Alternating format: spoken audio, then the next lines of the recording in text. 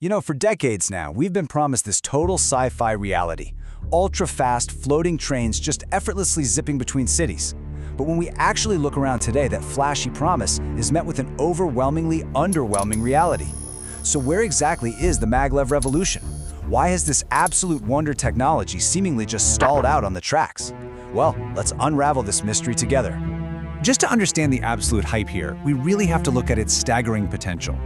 Recently, China conducted this world record-smashing test that proves exactly how powerful this tech can be. They shot a one-ton sledge down a track to a blistering 700 kilometers per hour in just 2 seconds. To put that into perspective, that is just shy of the cruising speed of a commercial airliner. It is literally more than double the top speed of a Formula One car, but on the ground. It is incredibly fast, and it reminds us exactly why engineers have been chasing this dream for so long. But all of this incredible test track speed brings us to a massive contradiction. It's really the central question of our explainer today. Is this wonder technology of the future basically impossible to scale? Because while we have these absolutely mind-blowing test speeds, the highly anticipated transport revolution we were all promised has, in the real world at least, completely stalled out.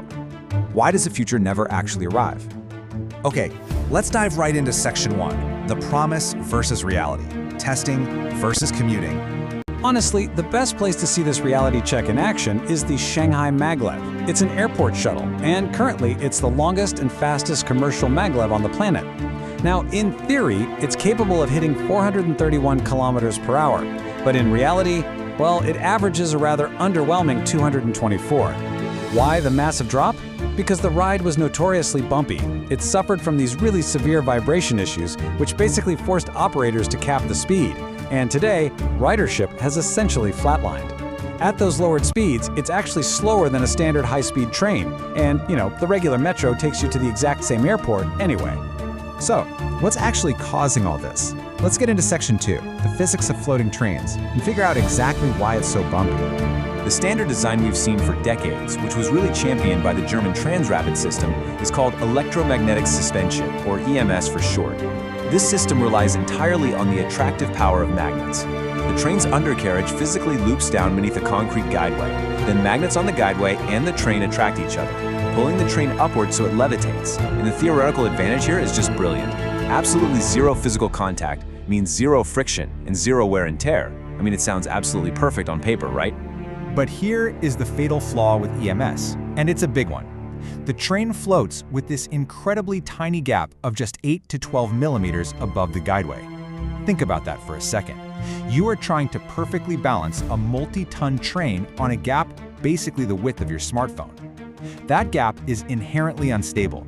When the train moves, any tiny track deviation or even a gust of wind changes that distance. If the distance gets bigger, the magnetic force weakens and the train starts to drop. If the distance shrinks, the magnets pull way too hard, yanking the train right up into the guideway. It has zero natural equilibrium. To stop the train from just crashing, an active control system has to measure that gap and adjust the magnetic force thousands of times every single second. And it's that intense, non-stop correction that causes those severe, speed-limiting vibrations. So while engineers were battling those physics problems, the rest of the world kind of moved on. Which brings us to section 3, the high-speed rail rivalry. Transport expert John Shaw hit the nail on the head regarding this. Successful transportation isn't just about raw speed. It is really about seamlessly integrating and multiplying the economic value of connected cities. As he perfectly puts it, when you link two places effectively, you unlock massive investment and labor mobility. Your economic space doesn't just add up, it multiplies. Instead of 1 + 1 = 2, you're getting 1 + 3 = 4 = 5. The transportation mode that can actually achieve that is the one that wins the market. And the winner of the last decade is just staggeringly clear. Traditional high-speed rail might technically have a lower top speed than a maglev, sure, but it boasts flawless network integration. When a high-speed line ends, the train doesn't just stop. It rolls straight onto classic, already existing train tracks to finish its journey. Maglevs simply cannot do that. It requires an entirely separate, highly specialized infrastructure for the entire route. Because high-speed rail offered good enough speed with perfect integration, it utterly dominated. Between 2010 and 2024, the world built over 50,000 kilometers of high-speed rail. In that exact same time frame, the world built 0 long-distance maglev lines. High-speed rail just flat out won. But hold on, the dream isn't completely dead. Let's look at Section 4, Japan's Maglev redesign, the SC Maglev. This is Japan's massive Chuo Shinkansen project. It's an incredibly ambitious plan to connect Tokyo and Nagoya in a blistering 67 minutes. That's way down from the 2.5 hours it currently takes on their legendary bullet train. To pull this off, Japan completely threw out that unstable German EMS system and designed the SC Maglev. Instead of using an attractive force that loops under the track and requires constant, frantic adjustment, Japan uses a repelling force. The guideway has these vertical coils, and the train operates right between them. If the train starts to drift a little too close to one side, the magnetic force just naturally pushes it right back to the center. It's passively centered, which completely eliminates the violent vibration issues that plague the older systems. It's a total game changer. To actually make this repelling system powerful enough to lift a massive, heavy commuter train, Japanese engineers had to pull off an absolute masterclass in physics. They equipped the train with a liquid helium cooling system that chills the magnetic coils all the way down to minus 269 degrees Celsius. At that extreme, unimaginably cold temperature, they achieve superconductivity. Electrical resistance drops to absolute zero, which allows the magnetic field to flow with massive efficiency, easily supporting the train at those breathtaking speeds. So the technology works, the ride is smooth, problem solved, right? Well, not exactly. Let's hit Section 5, the hidden costs of speed. Because getting that kind of speed demands some truly heavy compromises. We have to bring this back down to earth. First off, to get twice the speed of a normal train, the SC Maglev requires 4 times the energy. 4 times.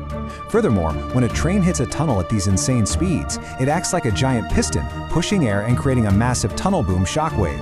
And since no one wants their morning commute to sound like a literal sonic weapon going off, they have to build these gigantic, expensive silencers. On top of that, the maglev carriages themselves are smaller. They carry 42 fewer passengers per car than a standard bullet train. Oh, and because the track switches are so complex, trains can only run every 10 minutes, compared to every 3 minutes for traditional high-speed rail. So you're paying massive premiums for significantly less capacity. You can really see all of these hurdles piling up when you look at the painfully slow historical timeline. We started way back in 1984 with a little 42 km/h shuttle in Birmingham.